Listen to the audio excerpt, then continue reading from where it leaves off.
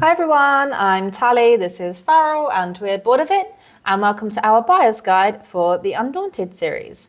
Now this is a brilliant two-player head-to-head deck building series of games, initially set in different theatres of conflict during World War II, but the most recent edition is based on a fictional conflict. We both rated the Undaunted series of games as one of our top 10 games of all time. So we thought, why not tell everyone just what's so special about this surprisingly approachable and affordable series of games. So this is version 2.0 of this video due to the new release, 2200 Callisto. And we're just going to update a few elements, but if you saw this video when it was version 1.0, some bits will be the same and some bits will be new. And that's also why our hair will change significantly. Don't tell them, they might not have noticed. In certain segments. But before we get to that, please note that we were sent Undaunted North Africa and Undaunted Callisto as review copies. Everything else we bought ourselves. And what we're going to do in this video is we're going to take you through a number of different elements. What is Undaunted? What content is available in the series? What do you need to know about it? And then finally, we're going to have a kind of informal chat about what we think about all the content and do, a buyer's guide essentially on what order you might want to get it in. So let's go to what is Undaunted.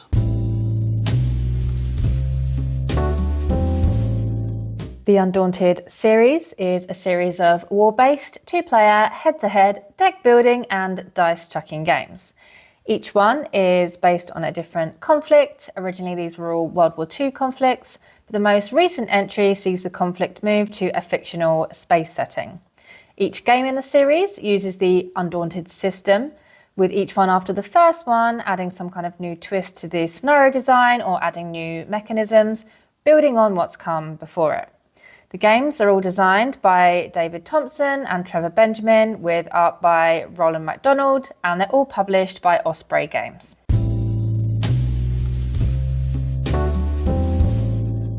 Every game of Undaunted will start the same way. You'll pick a scenario to play, go to the scenario book, and that will show you how to set up the map for that game. It will also tell you how to construct your decks and which cards to leave in reserve to be recruited later on into your deck. Each card generally will represent a soldier, and soldiers are going to be grouped by type into squads. Then squads will have physical tokens on the map representing where they are and where they're going to take actions from. There are other types of cards, such as command cards, which do not have physical presence on the board, but represent command essentially. So these might let you recruit new cards into your deck. They might let you draw more cards or take actions with cards you've already played. Each round, both players will draw 4 cards from their deck. Now, these cards have a number on them called the initiative value. And both players will select one of their cards simultaneously and then reveal. Whichever player played a card with the highest initiative value gets to go first. And a turn in Undaunted is a full turn, so that player will then play all of their cards, followed by the other player who then plays all of their cards. And both cards used for the initiative bit, they will be discarded, so you don't get to play those. Most cards in the game will have a number of actions available, although you can only pick one of them per card you play. And commonly, you'll begin a scenario out by using the scout action a lot. This allows you to move your scouts and scout terrain where you haven't been before. And this is required because until terrain is scouted, you are not able to move other units like riflemen or machine gunners closer to the objectives or whatever other reason you might want to move them. Now, when you take the scout action, you also take Fog of War cards into your deck. And these are essentially dead cards with low initiative value, used entirely to clog up your hand and make things more difficult for you at the worst possible time. Units often have actions specific to themselves, such as riflemen being able to capture control points, something often needed to win a scenario. But this being a war game, the action you're likely to use the most will be attack. And the attack action on the card will tell you how many dice you roll. You'll roll them, and you'll see if you get a hit. Now, there's a quite clever and easy to read system to figure out how likely you are to get a hit, and it adds a lot of tactical impetus to the game. Essentially, you're going to pick a target. You're going to look at their base defense. You're going to add that to the value that the tile gives them, because there might be a cover bonus, could be 0, could be 2, and then you're going to see how far away they are. And you add all this together and you'll end up getting a value you need to equal or exceed to get a hit. If you get a hit, the owner of that unit has to remove them from the deck. And first, they will have to remove them from their current hand, if they have one and they're in there. Then, if they're not in there, they'll take them from their discard pile. And if they're not in their discard pile, they'll take them from their deck.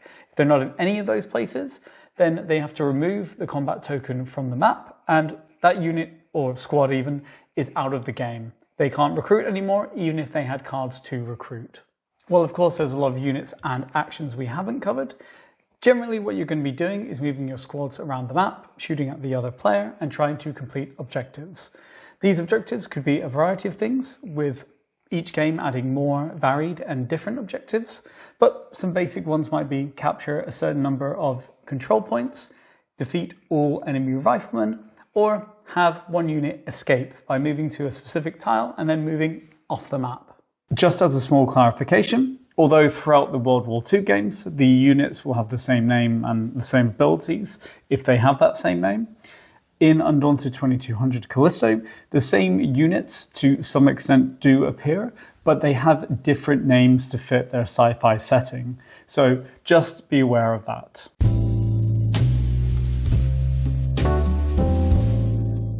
As of filming, there are 3 small box Undaunted games: Normandy, North Africa, and Battle of Britain.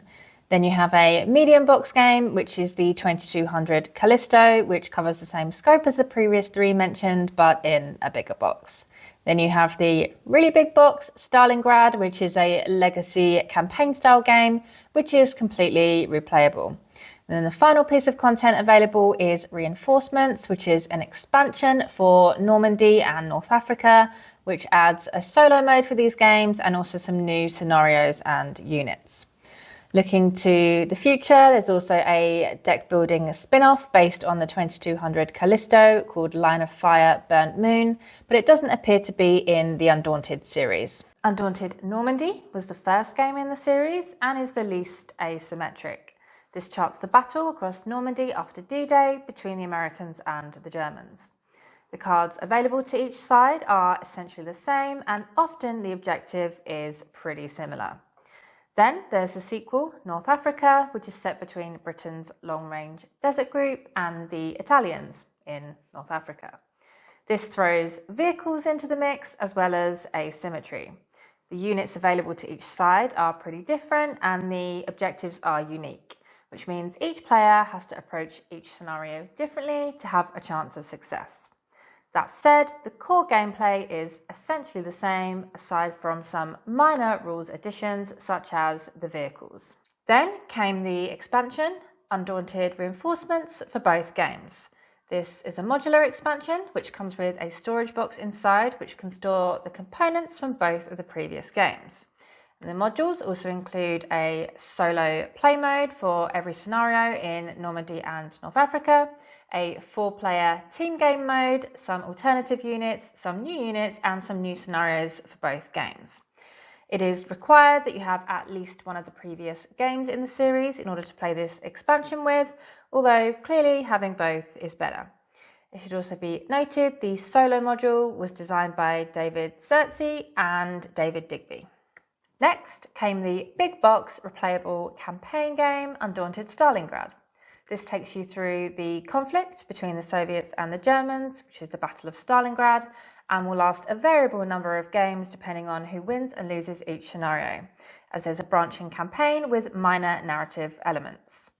Whilst generally sticking to the Undaunted system, it does try a new way of controlling vehicles compared to North Africa, and also introduces new tactical options and new units which weren't there in the previous base games.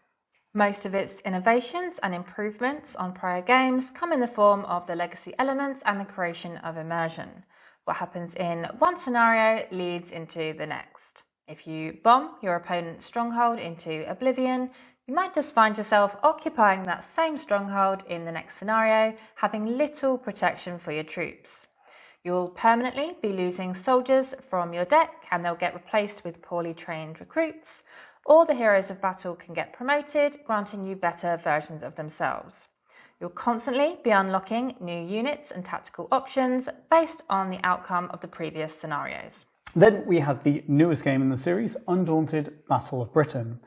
This takes Undaunted to the skies and simulates the aerial Battle of Britain between the Luftwaffe and the RAF. Although the core is Undaunted, this has more changes than ever before. You no longer have square map tiles, they're all hexagonal. Your squads are now airplanes and they're directional. Every time you take an action, they have to move because airplanes can't sit still. And your firing range is directional, as would be in a real airplane.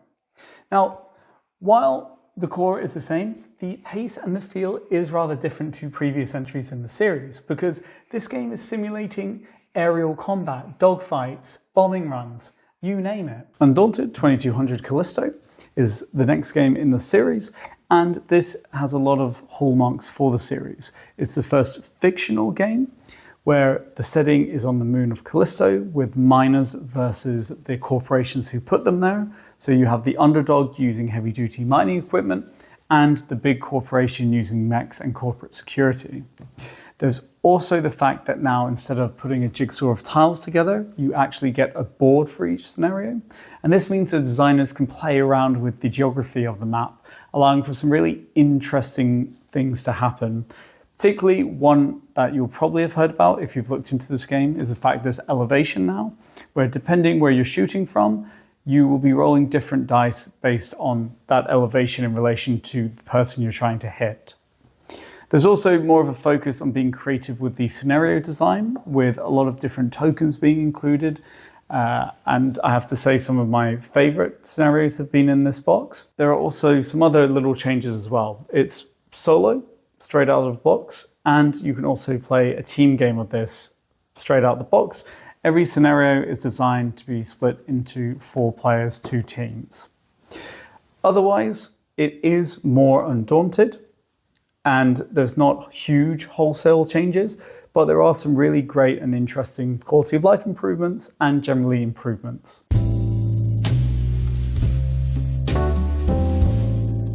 The first thing we'd say that you need to know is, despite the apparent stodgy theme, Undaunted series is extremely approachable and incredibly engaging, so much so that even people who wouldn't be interested in war games should give it a go because they might be surprised by how much they like it. As one example, when I brought this home, I can tell you that Tally internally groaned upon looking at it that she had to play yet another war game, and now it's in her top 10 games of all time. The designers deserve such massive respect for the amount of tension and drama they inject into each and every scenario, yet making this all happen in a system that is very rules-light, very approachable, easy to understand, and quick to play. It's been such a delight watching people who, on the surface, would never have any interest in this type of game if you just described it very dryly, having the time of their life playing and being fully engaged with Undaunted. In our opinion, it's definitely worth having more than one Undaunted game, although how many you get should directly relate to your enjoyment of the Undaunted system. They do each innovate or expand or add new mechanisms which are worth exploring because they just shake up that formula a bit. But that's not saying you shouldn't just stick with one game, because you get quite a lot of content for not a large price tag in any of the Undaunted games, bar Stalingrad, which is more expensive. You're going to get 10 to 12 scenarios, but then remember, there's 2 sides in this box, and each one in the scenario will have its own objectives and its own deck setup, which means it's more like 20 to 24 scenarios, assuming that you just don't want to replay some. And what's great is Undaunted plays in a good time, 30 to 90 minutes, usually on the lower side of that, and we're often playing multiple scenarios within one session when we get it on the table, just because of that and how easy it is to set up and play. Now, one thing worth noting is you can only play Undaunted games 2-player unless you have the Reinforcements expansion. This allows you to play either of these 2 games solo, and you can play any scenario and any side solo with this expansion. And it also adds some new scenarios for 4-player team games. Moving on to negatives that you should be aware of. The first would be the theme. It's a theme that will bother some people. And on top of that, it has you in the games play as the Axis powers, which might be distasteful to others. Moving on to gameplay, the biggest one is that combat is driven by dice rolls. And we're not saying that's a negative, we're just saying that some people may find that a negative. For us, it's very tactical, and generally you roll so much over a game that it balances out. But we can't argue that you can lose a scenario through a couple of bad dice rolls. So, something to be aware of. And on top of that, for people who are iffy about luck in this kind of game, you also have the card draws from your deck. And I can tell you, you're going to have a very different game if you draw 4 Fog of War cards in one hand or 1 Fog of War card every other hand from your deck. But generally, you're, as I said, rolling so much and drawing so much that it balances out over a game. The scenarios play in less than an hour, and usually we're playing multiple across one session. So for us, it's very hard to ever feel aggrieved by this luck and randomness, particularly because you have some control over it tactically with the dice rolling and deck building wise with what you draw.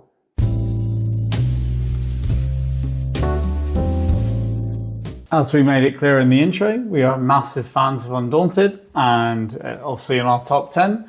So we only have good things to say about it and think about it. Mm-hmm. I think one of the key elements of what makes it so good is that the core gameplay is very simplistic. Yeah. The actions are very simplistic, but it just creates such a brutal, tense head-to-head experience. Mm-hmm. Yeah, exactly. I've said it before about the games, but I really feel like you are a commander really planning out your strategy, because you always want to kind of go again at the end of the game. So I could have played that a little bit differently. Maybe I could have gone offensive or defensive. And you really kind of tried to plan a strategy, but of course it's all about what cards you get in your hand and building your deck correctly. But I think the feeling that it evokes is really amazing, considering how simplistic it actually is. I think one element is that because the core is so strong, and I mean, particularly the action of having to, you get 4 cards and you have to discard one, and that decision every single turn is like massive. Mm-hmm. So that's always something that's interesting and engaging. And then after that, you have to decide what to do with the people you have, how to go about the scenario, where to go, what do you focus on. Yeah. And I think then that brings in the scenario design, where because this core is so strong, you can just design scenarios around it. And then it's interesting to keep playing because it's new situations with that strong core. Yeah, exactly. And that gives a little twist with the different objectives that you need to do. Sometimes it's asymmetric, sometimes you're going after the same thing, so different considerations every time. And different ways you can go about it. So I think even though, you know, you work your way through the scenarios, you could just go again at the beginning, back to the beginning in terms of the progressing through the scenarios, because you can swap sides even and see what it's like to play as the other side and just try out some different kind of ways of going about it. So moving through the different games, Normandy is the first in the series. The OG. And it's also not in a mean way, but the blandest. They, I think, had the system and they put it out. And I mean, everyone loves it. It's still Undaunted, but it is very straightforward. I think it's very balanced. A lot of times you have the same objective. You have the same units, more or less. So it's very similar for both sides. With North Africa, they then try to experiment a little bit. There's more asymmetry. There's vehicles. It's a bit weirder and experimental in some ways. Yeah. And I think we're different in those two because I prefer North Africa because I like the asymmetry and the different scenario design. And you prefer... Yeah, I just couldn't get on board with North Africa so much. The vehicles for me, and it's not that complicated, but it just added another layer of, you have to make sure that your troops are able to like get into the vehicles, get out of the vehicles. And the reason why I like Undaunted is the simplicity, and you kind of make the strategy. Yeah. Whereas that just added an extra layer for me, which I don't know, I just couldn't wrap my head around it, and it was much less intuitive for me. Yeah. So yeah, I liked it less personally. Yeah, so I think there you have it. That's kind of the first decider. Then, although it's not well, actually, let's talk about reinforcements because it's relevant to those two. Then you have reinforcements, which is an expansion. So pretty much every game is 2 players, and that's it, except for Callisto. And the first thing the expansion does is it allows you to play North Africa and Normandy solo, if that's something you want to do. And I had a go at it once, and it's a pretty good system. And it also is a great way to learn how you should be playing the scenarios, because what the enemy does is kind of what you should be doing, you could say. Yeah. So it's an interesting learning experience as well. But then it also adds a number of scenarios for each game. And it also adds a number of units you can swap in and out for each game. So there's a little bit there of kind of everything. And also, as you can see here, where is it? There we go. It stores everything from those 2 games in the one box. That's like another benefit. So it is something that if you've have both of them, or maybe one, and you've played it to death and you want it, or you obviously want to play solo, then I'd recommend it. But I don't think that we'd go out of... Have. No, definitely not. It's probably the weakest part of the whole series, just because it's like at this point you might as well just buy another game as opposed to getting a few more scenarios. Yeah. Why don't you take us on to Stalingrad then? Wow.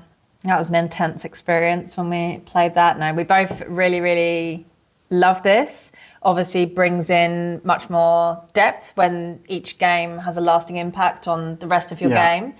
And we got super addicted to it, basically, didn't we? We actually couldn't put it down. Yeah. I think we played like all 15 scenarios or like games in honestly about a week or something. Yeah, I was going to say half. maximum 10 days, something like that. But obviously the beauty is like you can just go again. It is replayable.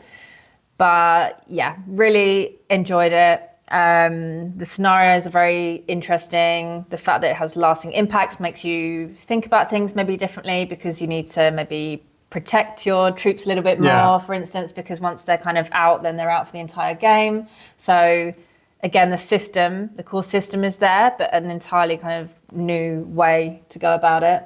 But we really, really loved it, didn't we? Yeah, it was I think we had it in at least one of us, if not both, had it our number 3 or something game of that year. Yeah. I think, it's absolutely incredible.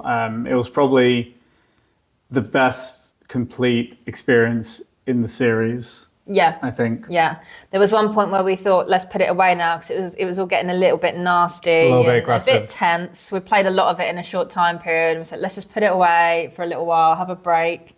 And then the next day, we're like, what should we play? Looked at each other, let's just get it back out. We literally put it away at about 10 at night, and then we had it up again at like 9 in the morning the next day. So pointless. Relationship survived though, just about. Yeah, just about. Which takes us nicely to Undaunted Callisto, the newest game, where we literally got this on the table and then we didn't play anything else till the campaign was done, I think. And then we also played one more game just to swap sides, because you can do a pseudo campaign where, each scenario is standalone, but you mark who's won. And it was really funny because we did one back and forth each time. That's really crazy. Like, tally one, I won, tally one, I won, all the way through the campaign. Yeah. So it was a complete stalemate. This is, I think, really terrific. There's some pros and cons where, at least this printing, there's some printing errors, and I do think the rule book isn't great. It's the game that for the first couple of scenarios where I went on BGG the most in recent memory. But once you get past that, then I never went back in the kind of second half. But yeah, I think there are some things that are not great. But if you focus on just the gameplay, I think I might prefer it over Normandy and North Africa. Okay, interesting. Just because I think having the maps as boards allows for some really interesting scenario design. And some of my all-time favorite scenarios I played in Undaunted, of all of them, were in this one. I really like it. Don't get me wrong. I'm not sure if it's my favourite one. I mean, I guess it's much of a muchness, really. There's some added things to give it, again, a twist. But if you already didn't like Undaunted, this is not going to change your mind. It's kind of, very similar. Yeah. Yeah, I like the added mechanisms of the elevation and being high and low. I'm not sure it's my favourite. I can't really pinpoint why. I think maybe I like the historical aspect of these ones a little bit more. That's fair enough, yeah. I'm less of an imaginative person. Anything based on something real is more interesting to me, just generally, I think. That's fair enough. So, but nothing to do with the gameplay per se. But I mean, yeah, they're all quite similar anyway. So for me, I think I just like the historical aspect of the other ones a bit more. That's fair enough. So then that brings us on to, you could say, the odd one out, Battle of Britain. And this is obviously the aeroplane-based one, hex-based. And this actually, I think we both really enjoyed. It's kind of more unique than any other one because of the way the movement works. And I think what I liked most about it was how it made me feel more tactical than any other Undaunted game because of the positioning and the thinking ahead, because you keep moving and I could see a lot of different ways to go about an objective, whereas a lot of scenarios in the mainline Undaunted, you could say, kind of go straight for this one point and control it, and you kind of get like a massacre in the middle. Yeah, I really like Battle of Britain, but I think if I was already a bit tired, I wouldn't want to play it. Yeah. Whereas the other ones, you need to be a bit sharper, but it's less taxing. Yes, you have to think about what you're doing in terms of your deck building and who to deploy where and all of this, but that one, just the simple movement is that much more taxing. There was a few times we crashed into balloons or whatever. Yeah, and it is a little bit more like long range planning because of that. So it adds a little bit more tension and stress on myself, a little bit more pressure, but I do like it. Just maybe not my favourite one either, just because of that. Are any of them your favourite one? I think I like the OG. No, Stalingrad. Yeah. Stalingrad's but I do like Normandy as well. Maybe that's just the nostalgia of it being the first one that we played. And well, for me, I just remember when you first got this, I saw the cover and I was like, oh, a war game. And then just got super, super into it. And well, here we are about 50 games of Undaunted later, if not more. So it taught me a little lesson. Sometimes don't always judge it by its cover. Yeah. So then moving on to, I guess, what you should buy. I think definitely Undaunted North Africa or Undaunted Normandy are great starting points. Yeah.